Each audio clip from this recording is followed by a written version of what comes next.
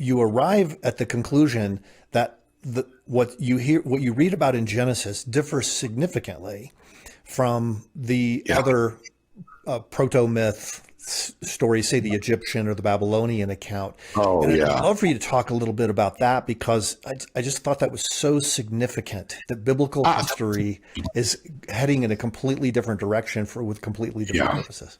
Thank you for that, Jeff. I'm afraid that my claim that Genesis 1 to 11 is mytho-history will be eclipsed by a much longer discussion in the book that these stories in Genesis 1 to 11 are not based on or derived from myths of ancient Mesopotamia and Egypt.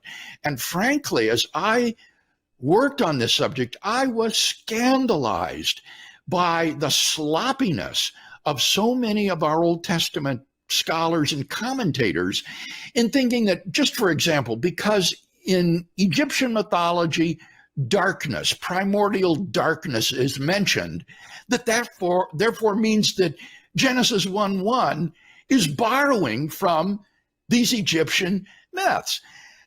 And you've got to do a lot more to show literary dependence than just find parallels plucked out of context.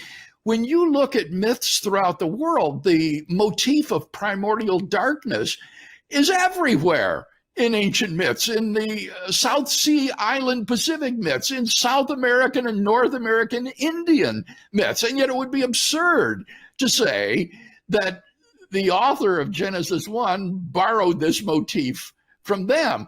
So there's a lot of real sloppiness here that needs to be corrected with respect to the degree to which Genesis 1 to 11 is dependent upon ancient Mesopotamian and Egyptian myths.